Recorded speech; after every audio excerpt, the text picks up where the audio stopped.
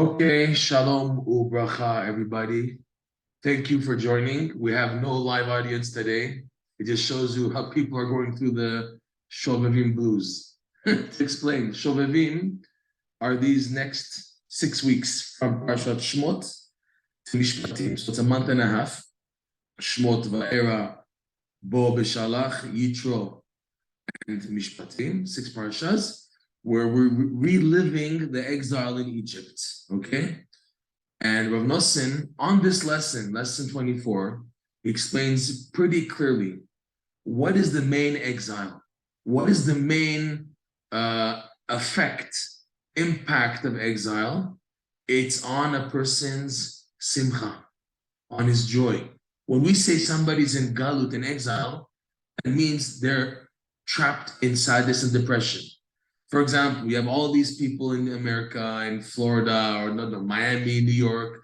They have these fancy schmancy houses and 3 garage doors and everything. And you would seem to think that they're happy, and they're not happy. You see that they're not happy. All types of tzuris, all types of tzarot and difficulties, because what is called happiness is happiness. What is happiness? It's not the gashmiut, for sure not. Happiness is being able, like Rav Nachman explains in this lesson, to be able to perceive Hashem, to see the light, because light is simcha. So light and simcha are connected. There's many verses that connect light and joy together. And when we say light, it means the infinite light, the light of Hashem. True simcha is when you feel the connection to God. You feel so good about who you are and that Hashem loves you and Hashem wants you. You feel that and you're happy about that. You're happy to do the mitzvah because you know they have a value. You have such a simcha in what you're doing in life. You're not in exile. Going back to Egypt, the exile is we're reliving the feeling of concealment, that Hashem doesn't want me. That's what actually happened on the physical level in Egypt. The Jews felt they're all alone. You know, they're in slavery, they're enslaved. And there's a concealment, there's a darkness. I don't see Hashem in my life. That was the exile. And the goal of the redemption was to shine the light of hope, the light that Hashem loves them and wants them. And that would bring simcha, okay? That's why when Moshe Rabbeinu came to Egypt and he told them that Hashem has sent him to bring them out of the land and to give to their children the inheritance of the land, it says, Vayikdu, the exact wording I forget, please forgive me. But the pasuk says that when the Jews heard the good news, they bowed as if to give thanksgiving to Hashem on the good news that they're going to be coming to Eretz Yisrael, receiving the Torah, and will have offspring, B'ezrat Hashem. So this idea of joy is that it's joy vis-a-vis with Hashem. That's true simcha. But simcha in this world, I need to take a vacation, I need to enjoy myself, relax, and run away. Run away from what? From life? The whole idea of life is to be connected to Hashem. What are you running away from? All the grind and everything. So that's understood if now your grind doesn't allow you to learn Torah, to daven, to do hitbod, to do it every day, then I understand why you need a vacation in order to run to Hashem. A vacation from the physicality of this world to run away to Hashem. When people, for example, take a vacation to come to Eretz Yisrael to get a boost, you know, to go to Kibbutz Tzadikim, to Kotel, to learn Torah here, that's a true vacation. That's a real vacation. But just a vacation to run away from life, well, what are you doing? Life is the greatest way how to connect to Hashem, depending how you live your life. If now Hashem is part of your daily living, B'ezrat Hashem. With all that said, B'ezrat Hashem, some insights on just Parsha last week. There are just 2 verses that stick out so much, and Rabbi Nachman brings them in this Torah. The pasuk of Sikel et Yadav, that Yaakov switched his hands to bless Ephraim and Menashe, like we know. And also the other famous verse in the blessing that Yaakov gave to Yosef, where it says, Vateshev be'eitan kashto, right? And we're going to translate it based on how the Gemara and Sota translates it. Vateshev be'eitan kashto. And then it goes on the verse, right? Vayafozu zerei yadav, vayafozu zerei yadav, midei ya'avir Yaakov, misham ro'eh even Yisrael. Rashi brings the Gemara on this pasuk. Let's go to the second pasuk, where Yosef was so tempted to be with Potiphar's wife, and he was about to be with her. And the Gemara says in Sota that an image appeared in the window of Yaakov Avinu, and the image told Yosef, my son Yosef, if you want to lose your stone on the Choshen Mishpat, on the breastplate, if you fall in temptation and be with this woman, this Goya, this lady, Potiphar's wife, you're going to forfeit your stone. Among other things, they're going to lose also Alam Haban, all these things, you're going to lose your stone on the Choshen Mishpat. We went into this, if you remember, details when it was the Parsha and when we dealt with this verse. But the Gemara goes on to say what happened after that. When Yosef saw this vision, and he was already so heated up sexually to be a Potiphar, that he was about to have an emission. So to overcome the sexual heating up, what did Yosef HaTzadik do? He quickly fell on the floor, standing, in other words, putting all of his weight on his 10 fingers. He opened up his hands, and he put all the pressure of his body, like a push-up, but on the fingers, not on that, when you do push-ups, you do on the palm of your hand. Here, Yosef, in order to activate pain, he put all the pressure of his body on his 5 fingers. So the pain should distract his temptation and his heating up of the sexual desire, and distract it and take it away. So the Gemara says he succeeded, but not fully. He succeeded in that he was able to not have an emission, but he didn't succeed. That the Zohar says, the Rashi brings it down, that 10 drops came out of semen. This is hard to understand. Came out, some say, from his fingers, from under his fingernails, and some say from between the fingers. But in other words, the seed was emitted not as a punishable type of a wasted seed, because it wasn't considered a wasted seed because it didn't come out properly. It came out from a different part of the body, so it's not considered zera levatala. Can you believe that? Unbelievable.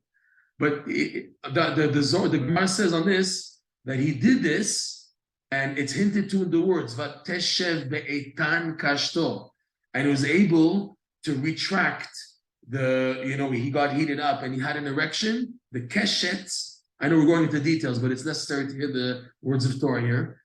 Keshet is called as a term for a bow, and it's also a reference to when a man has an erection. It's called a keshet. So the verse reads, "Vateshev be'etan kashto," he was able to restore, to retreat, to draw back with force the keshet, his being heated up and having an erection to be, God forbid, with Potiphar's wife. And it says afterwards that they came out vayafozu mizrei adav, that the seed came out from a different place, so it shouldn't be considered wasted seed. It came from Zrei Yadav, from his hands, from in between the fingers. Now, all this was due to Midei Avir Yaakov, thanks to the hands of Avir Yaakov. Avir Yaakov, the Gemara gives 2 explanations. Avir means the strength of Yaakov, which is referring to Hashem. Hashem is called the Abir Yaakov. The strong one of Jacob, what Jacob relies upon, is Hashem. That's one explanation, Abir Yaakov. Second explanation, it's referring to Yaakov himself. Abiruto shel Yaakov, the strength of Yaakov himself is what caused this thing to happen. So now the question is, the commentaries say on this, was Yaakov even aware what was happening in Egypt, that his image appeared to his son Yosef? So the answer, he wasn't necessarily aware. But because of his high level of holiness, Yaakov Avinu, that he was, if you want to say, Yosef HaTzadik's tzaddik. Yosef HaTzadik is called the tzaddik, right? And who was his tzaddik? Who was Yosef's tzaddik? His father, Yaakov, right? It says, Beit Yaakov le'esh, Beit Yosef le'lehava.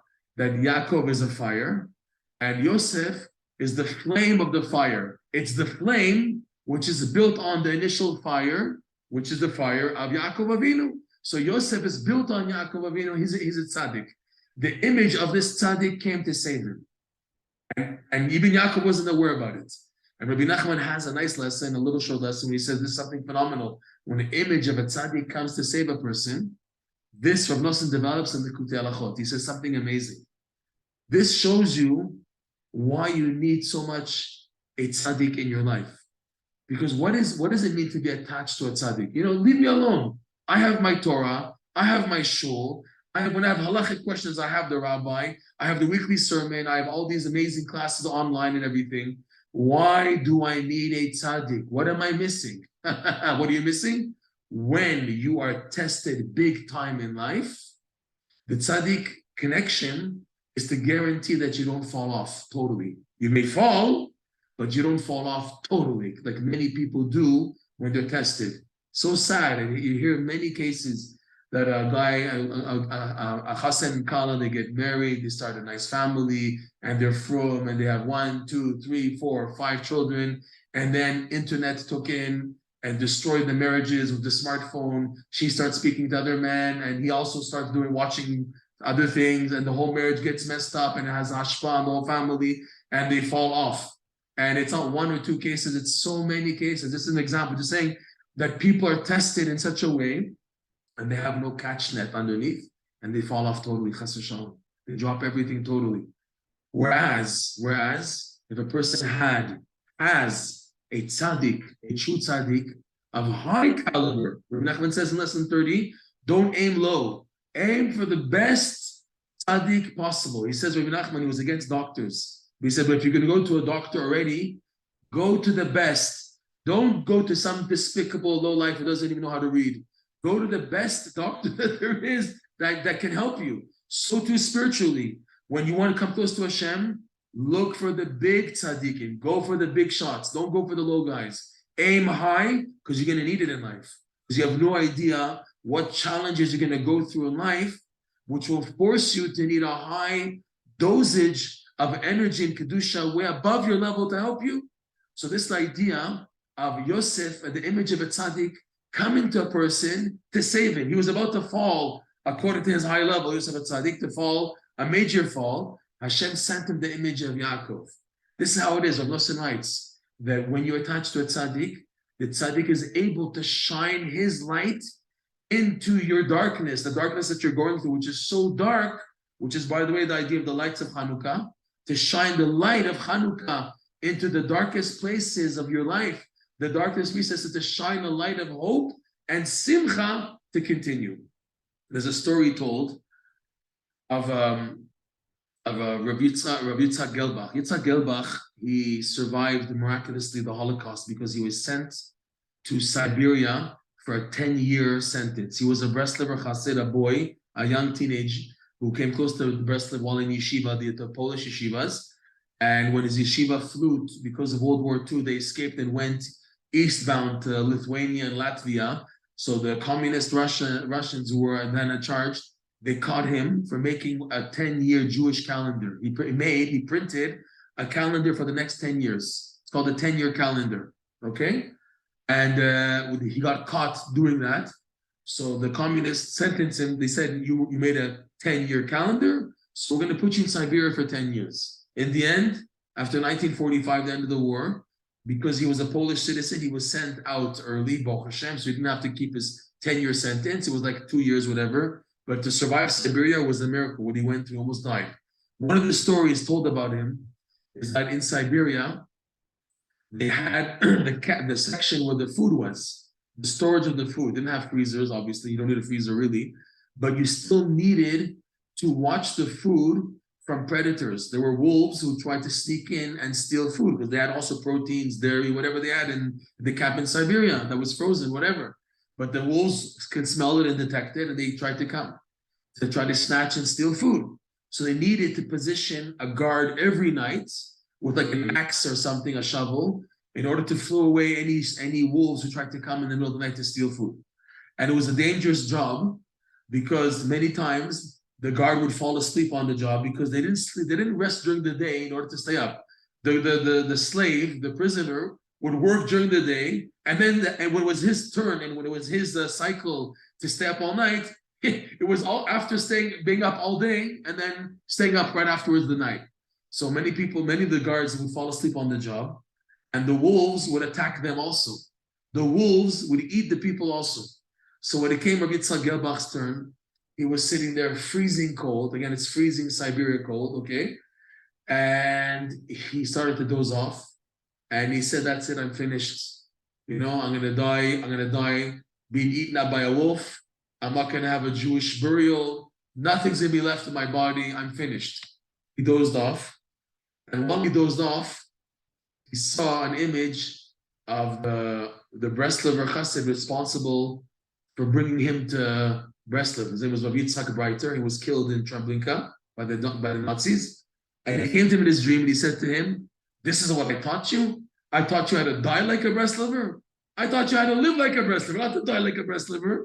And he woke up from the dream and it gave him such a boost, he survived. What's the point? Nosson brings this point up. When you have a tzaddik in your life, he's there to send you messages, like, Morse code. He sends you the codes to wake up, not to give up. That's why you need a tzaddik. On your own, for sure you can have tests in life and you'll fall. Yes, you have a tzaddik, a big tzaddik. He's there, he's out there watching you, helping whenever you really are about to fall off totally, to give you that hope. It shows you also, if you do sue people who seem to have been close to tzaddikim and did fall off, so you see them afreya retroactively, that or it was just for a little time and then they changed their way of thinking, or two, they were never really close. It was just for show and just for an external expression, showing people that he's a real chassid, this guy is a real follower of tzaddikim, and then you see how he falls and crashes and you get shocked. How could that happen to him? Then you see, or retroactively, that he was never really close, it was all a fake, it was all a show, or he changed perspective, okay? But the point is, Rav Nosson says, and that's what comes out of this parsha, is that the image of Yaakov came to save Yosef. So too, whenever a Jew is in need, the tzaddik comes and sends a message to the person. It can come in any format. It can come in a newspaper, come into like a bus driver. It doesn't have to be like a tzaddik talking to the person, but he's there. If he's passed on, he sends a message to the person to wake up and not to give up. That's a major point that comes out of the parsha. And Rav Nosson connects it to this lesson. How the main light of the tzaddikim is the light of simcha. Like the verse reads in Mishnah and Proverbs, or tzaddikim yismach. The light of the tzaddikim, they bring joy. That's why you need so much a tzaddik, because it gives you light, which is this light, the infinite light that we're talking about in this lesson 24. And the main sign, indication of infinite light in a person's life is if he has simcha. Or tzaddikim yismach.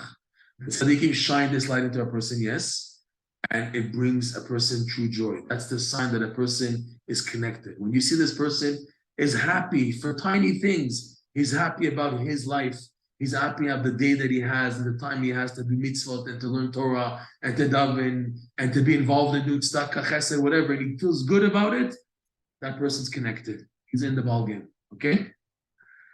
With this said, we're now going to continue where we left off here in lesson 24, paragraph number 5.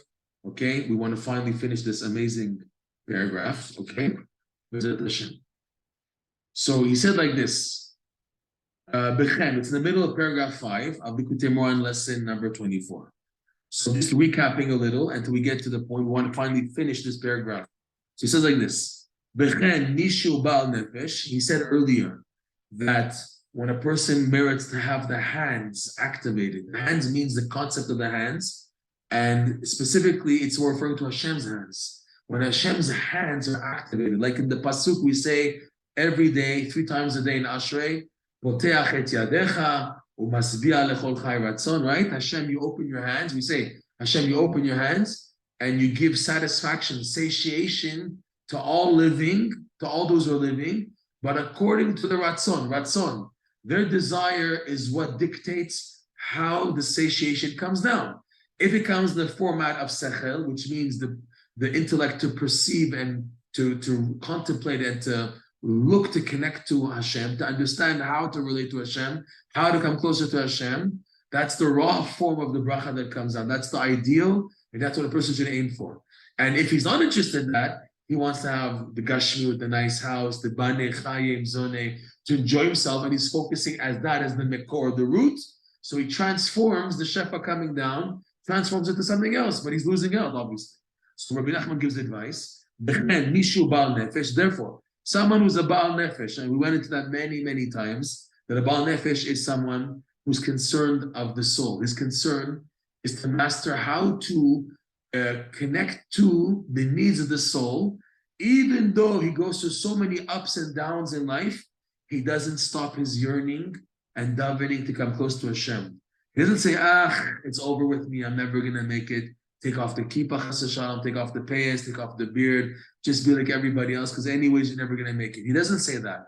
He falls and falls big time, but yet he keeps on expressing his nefesh, his soul. Hashem, I want to be a good Jew. I want to come back to you. I don't want this garbage. I still want to connect to you. That's about nefesh. So someone who is like that, who's a warrior, that he keeps on wanting the holiness, wanting to connect to Hashem, such a person has to always direct his desire to draw down birkat sechel. What do I want, Hashem? I want you. What do I want? To have a health and children and parnasa. Hashem, you know what I want? What I really want? I want to connect to you. I'm saying it. I'm articulating it. I'm expressing it. That's what I want. So that's birkat sechel, the intellect to know how to connect to Hashem. Okay? Bechinat.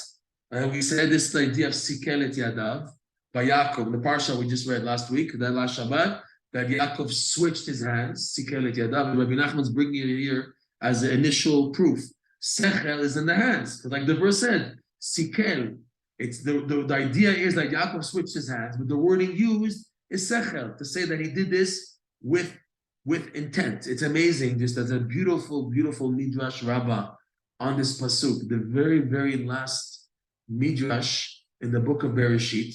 At the end of Midrash Rabbah, the book of Bereshit, you have what's called Musaf, additional midrashim that for some reason weren't put in the parshiot at the time they were written. They were added on afterwards, but from the authors of the midrash. These are Tanaim. So there's a midrash that says about Sikel et Yadav, that Sechel refers to Ruach HaKodesh, divine inspiration. But Yaakov Avinu was inspired by divine inspiration to switch their hands. And he just says that divine inspiration can only rest upon a person when he's happy. That's why when Shaul HaMelech was depressed and he didn't have divine inspiration, he called in King David to sing to him a nigun. Out of the music, the commentaries explain, would bring him to be happy in order to have Ruach HaKodesh again. Okay? So that's the story about Shaul HaMelech being sad. So he needed music to bring him in a state of joy. Why? Because joy is the prerequisite for Ruach HaKodesh. You need that for Ruach HaKodesh. So on that, the Midrash uses this verse here, connected it to another verse that's read in Haftarah on Rosh Hashanah, believe it or not, connected to the blessing of Yaakov, where it says, right, Tirgalti Yaakov, I forgot the exact wording, the famous Haben Yakir Li Ephraim, Im Yelet Shashuim, Ki Midei Darbi, Bo Zachos Kavenu Od. It says there, Tigalti LeEphraim, Kacham al Zeroecha, Kachem al Zeroecha. So the Midrash connects Kachem al Zeroecha to what Yaakov told Yosef about his sons, like when they came in, when he brought Menashe and Ephraim before him. So Yaakov lost the Ruach HaKodesh, and he assumed it's because there was a psul, there was a blemish in the future offspring of these two sons. So he said, who are they? So Yosef Daven, he says, these are my sons, Banaihem, that I had through this ketubah. He showed Yaakov the shtar ketubah that he married in a kosher manner, Asnat Bat Potifera, and these are his sons. And he saw the Ruach HaKodesh wasn't coming back to Yaakov, so Yosef started Daven, and the Ruach HaKodesh came back, and then Yaakov said to Yosef, Kachem Elai, the same three letters, Kuf, Chet Mem, that also appear in that Haftarah on Haben Yakir Ephraim, Tirgalti Ephraim, Kachem Al Zorotav. So the word Tirgalti, what's this word Tirgalti LeEphraim? So the Midrash says something amazing, that the word Tirgalti is connected to like a word in Aramaic or in Greek. The Midrash says, Bargil, Hashem said to his Ruach HaKodesh of Simcha, this funny word, Bargil, that Hashem is telling the Ruach HaKodesh, which comes out of joy. It's a funny word. Bargil, the Midrash interprets it to mean Ruach HaKodesh, it comes out of joy, right? come upon Yaakov Avinu, bargil, bargil. As that's what the verse says, that Hashem says, Tirgalti le'Ephraim. I allowed the Ruach HaKodesh, which comes about through joy, to fall upon Yaakov for the sake of Ephraim, for the sake that Yaakov will understand through Ruach HaKodesh, coming through Simcha, to put his right hand on Ephraim. Why is this so important? Because from Ephraim will come forth Yoshua bin Nun. And Yoshua bin Nun is really the true Bechor of, the real Bechor of Yosef, because Yoshua bin Nun is the one who brought the Jewish people into the Holy Land. And to prove that, the Midrash says that if you look at the age that Yosef HaTzadik passed on was 110, and the age that Yoshua bin Nun passed on was also 110. They both passed away at the age of 110. So that was needed. That wouldn't have happened if Menashe was on the right hand and to get the prominence, the priority blessing of the Bechorah. It only would happen if Ruach HaKodesh came along and mixed it. And why was it necessary to mix it? Why wasn't Ephraim born as the proper Bechor? Because this is how things are now in Galut. When things are in exile, Rav Nosson explains, in order to be b'simcha, in order to serve Hashem, sometimes you have to do things which look weird, mishunim. Person does things which look very quacky, very strange in people's eyes, but he knows he's doing the right thing. This is what Hashem wants. I know this is what Hashem wants, and it's the right thing to do, and I'm going to be happy about it, even though other people it doesn't seem proper in their eyes. That's the idea of switching the hands. It wasn't proper. Yosef HaTzadik, in a way, represented, the stuck up. He's a tzaddik. He represents the people who are in a way, very solid and organized and structured, and everything is amazing, and they develop themselves, and they don't go through what shlepi people do, unfortunately. So he thought, put on Menashe. Yaakov, Ruach HaKodesh saying, no, it's going to be on Ephraim. The Ephraim type of people, Ephraim type of tzaddikim. We went into this in the previous classes. The tzaddikim who are more concerned, serving you food, doing achnasat orchim, doing things on the side to help other people, I just saw an amazing story this week of Loser Koenig. Rav Loser Koenig, he was one of the Breslov leader of the community in Tzfat, and he never found it beneath his dignity to help others. There was a time where they had in his building a very old man who was like a widower. He had no one to take care of him. And Rav Koenig himself would get his wife to prepare food, and he himself would take the pot of the cooked food to bring it himself. He wouldn't give to one of his kids, okay, bring this to the old man there. He himself, to bring joy, simcha to the old man, would bring the food himself to the old man. This idea of Ephraim, you're taking away from your prominence and your dignity in Kvod Torah. Where's Kvod Torah? Where's the honor of the Torah? No. We're doing to help other people. This is Ephraim, to make fruit, products that there should be development. So this was Sikel et Yadav. So just the Midrash is amazing that Sikel, it brings this word Bargil, which is Tirgalti, the verse from the Haftarah there of Rosh Hashanah. Tirgalti le'Ephraim, I allowed Ruach HaKodesh that comes about through Simcha. In our context, Sikel et Yadav, the Sechel of Yaakov Avinu's hands was through Ruach HaKodesh, which is through Simcha. And that's what Nachman says here. To reach this level of the intellect of the hands, the prerequisite is joy. Remember, that's how the lesson began. The joy of doing mitzvot.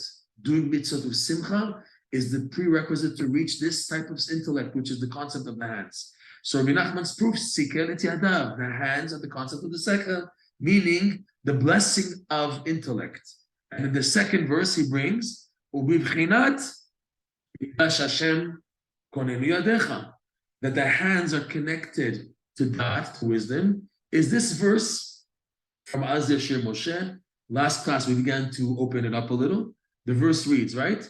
Mikdash tevi'emu v'tita'emu b'har nachalatecha machon leshivtecha ba'alta Hashem Mikdash Hashem konnenu yadecha. It's the end of Azir Shir Moshe. Translates as the following.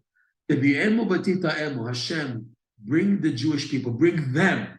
It doesn't say Tevi'enu, bring us. Moshe Rabbeinu had a foretaste that he's not going to enter the Holy Land. So he said Tevi'emo. And when the Jewish people sang it, also they didn't enter the Holy Land. It was on their children. Bring our offspring and let them taste. V'tita'emo. The word tita'emo means to taste, also means to plant. Let them be firmly rooted and planted. bring our Jewish offspring and have them firmly planted in the mountain of your inheritance, which is the place of the Beit HaMikdash. Okay? Where is that? Machon leshivtecha. The verse continues. Machon leshivtecha. Machon can mean like a foundation, a machon, a strong base of where you, Hashem, will sit, which on these words, the Midrash, the Gemara says, mechuvan leshivtecha. Don't read machon, don't read a basis, but add like a second vav. So it's mechuvan, that it's facing the Beit HaMikdash, the temple, the Holy of Holies, was facing directly underneath where Hashem sits in heaven. Where does Hashem sit in heaven? On the throne of glory, Kisei HaKavod. Okay? Meaning, Beit HaMikdash lemata, mechuvan keneged Beit HaMikdash lemala. The Holy Temple on earth, in Yerushalayim here, by the Temple Mount, is directly facing the Holy Temple above. That's why the whole airspace above the Holy Temple is totally holy. It's totally, even though it's technically moving, the celestial bands are moving, right? Still, it's facing in the upper heavens, whatever, directly above the place of the Beit HaMikdash is where the temple is, the upper temple. In particular, Hashem's Kisei HaKavod. So it's two things. It's the Holy Temple above, which within it is Hashem's heavenly throne, which is facing directly above the Holy of Holies. The Ark in the Holy of Holies was directly underneath Hashem's holy throne in heaven, okay? So, Machon leshivtecha, ba'alta Hashem, that you, Hashem, have made, which is referring to the third temple, which will be made by Hashem's hands. Mikdash Hashem, referring to the temple Hashem, of Hashem, konnenu yadecha, that your hands have established, okay? So the whole Gemara went into this big, beautiful Gemara, that Kodesh, Mikdash, refers to that, knowledge, the knowledge of Hashem. Because the Gemara says that we find two verses, one verse that has a name of Hashem before and after, the Ki El Deot Hashem, the Lord is a God of that, of knowledge. Ki El Deot Hashem, Hashem knows everything about you also, that's Deot Hashem. And then you have this pasuk here, Mikdash Hashem, Pa'alta Hashem, Mikdash Hashem. The word Mikdash has Hashem before and Hashem after. So Rabbi Elazar and the Gemara, Rabbi Elazar, Rabbi Eliezer, they make a connection. They say this is between two names of Hashem, and this also's name is between two names of Hashem. So it comes to show you a connection between these two concepts of Da'at and the Mikdash.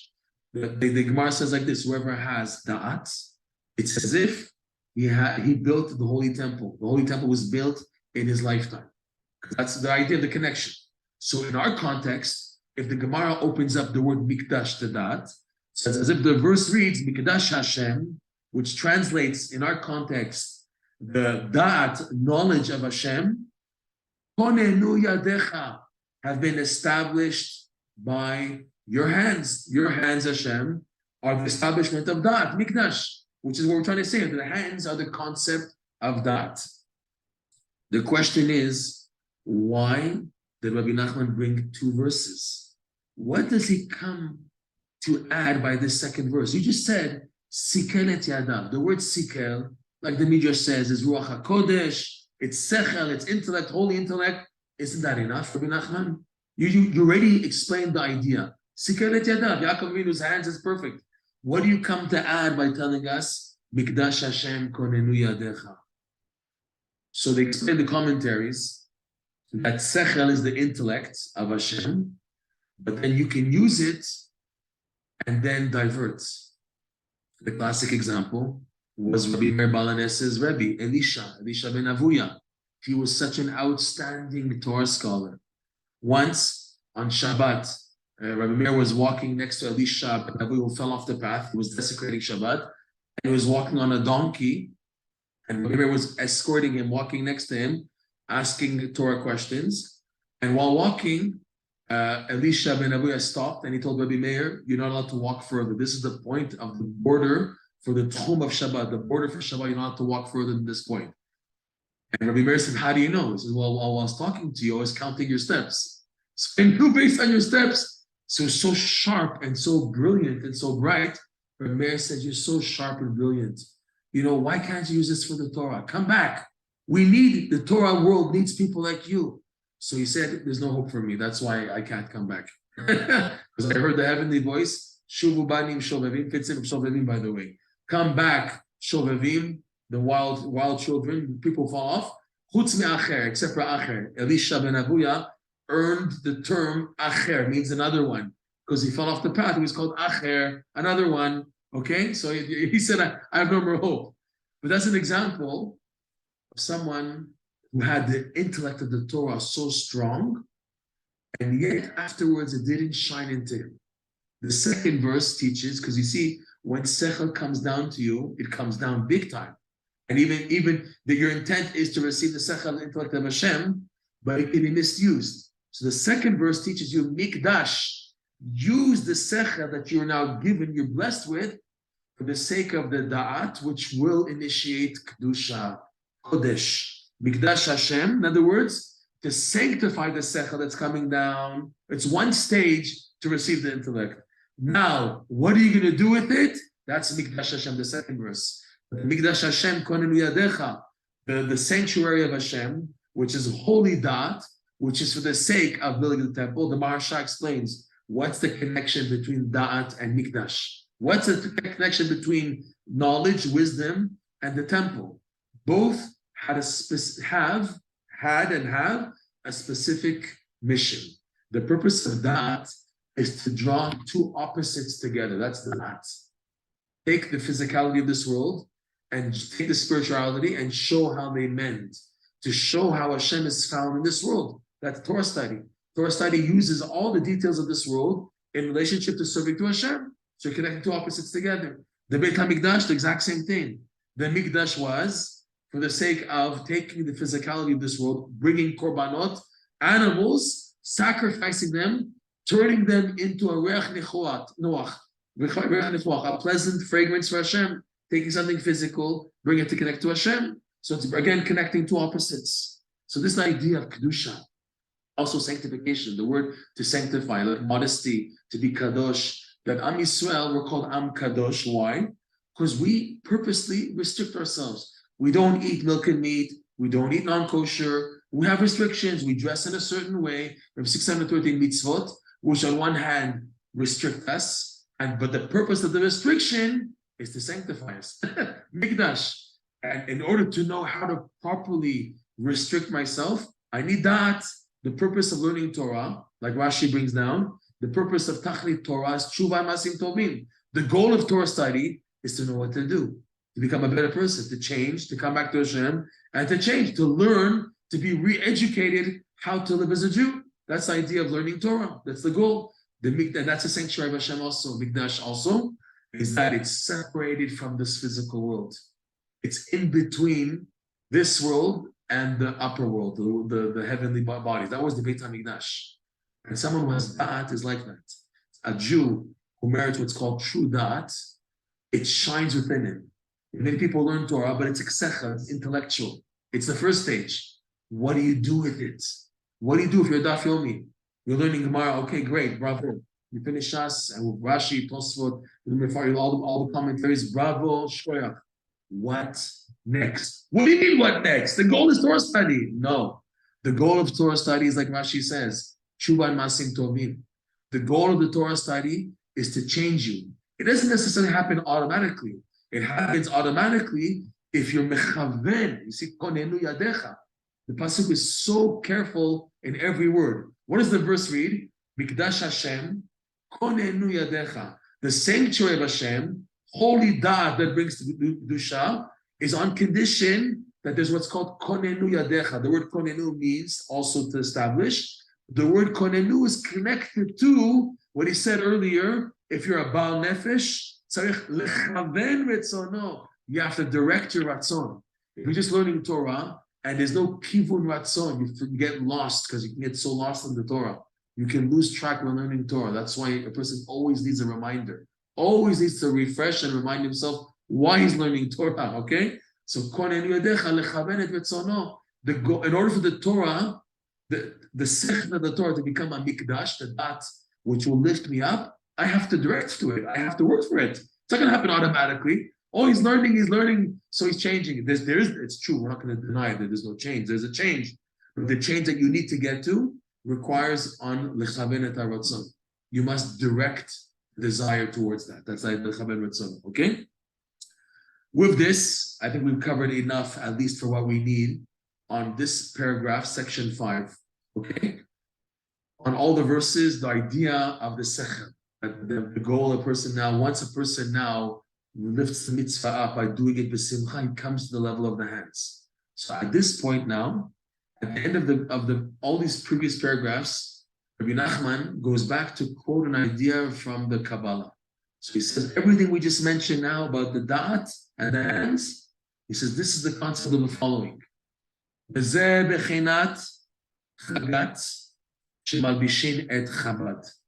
This is the concept we just mentioned now of drawing the blessing of intellect in the hands. In other words, receiving the blessing, of intellect in the hands.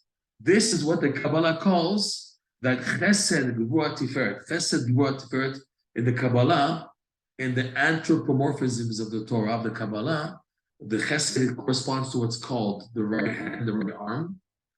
Gvura is the left arm, and tiferet is the torso. So it's the whole area of the arms. In the sense, the torso is like the middle arm, where the hands join, because the arms are joined by the middle part of the body. But the torso, so it's considered like a middle hand.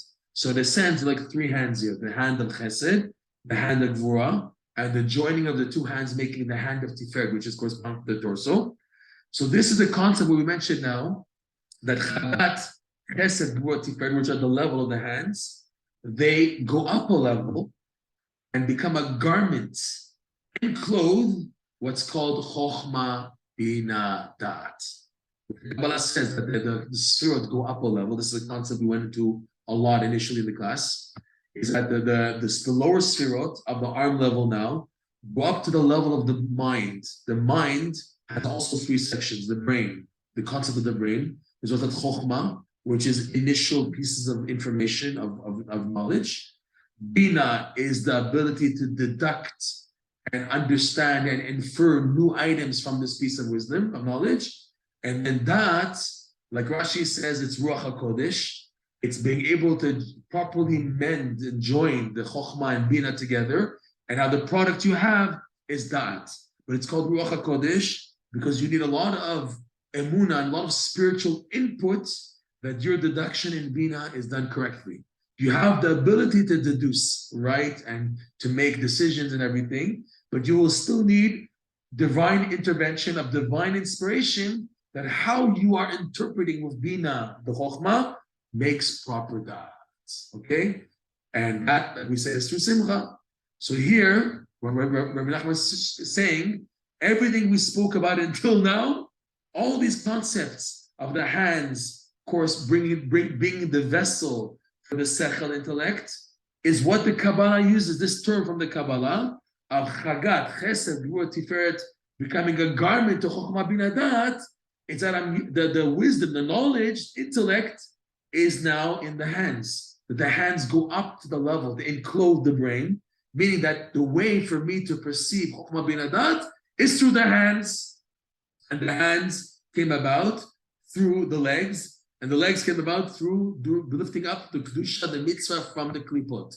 By doing the mitzvah of joy, just a quick summary, you're able to lift up the Shekhinah, the divine presence, the holy sparks, the holiness which is trapped and stuck in the evil domain, to release them from there, going up to the level of the legs. What does that mean, the legs? That now your mitzvah that you lifted out, the holiness, the sparks that you elevated, they gain momentum and movement, being able, like a molecule, to shake up all the other molecules around them, that the mitzvah you did now with joy now has an impact, has a rippled effect on everything in creation. Yes, your little mitzvah done b'simcha has an effect, has an impact on the world. That's the idea of the legs. The legs, like they move, so too the mitzvah begins to move. There's motion, there's movement. Then that leads to the concept of the hands. Hands, like this, receive. When your hands are opened, right? The verse he brought up, Nachman, potech et yadecha. And when we say it, we open our hands. Hashem opens his hands, yes, in order to receive from Hashem's high level of compassion to bring down to his hands as if Hashem has hands. And us also, we're receiving from a higher level downwards. So the palms can give. In order to give, you have to first have. You have to receive in order to give. So we receive, the hands receive what inside of them? What's above them? The chokhmah, bina, da. With this, we have finally finished paragraph 5. Thank you for joining. Bezat Hashem. Next class, we will now finally review these concepts from Rav Noson's prayer. It's an unbelievable experience to re-decipher, to re-express the ideas of Likutey Moharan in prayer format. You'll flip out when you see it, if you've never seen it before. But when the heart now is involved, when prayer is involved in expressing these ideas, it's a different ballgame. The clarity is much, much higher, which is why, in order to really learn the Likutey Moharan, you need to say a lot of Likutey Tefillot, also the prayer on this lesson, that you're learning. To be continued. Thank you, everybody, for joining. And till next time. Shalom, shalom.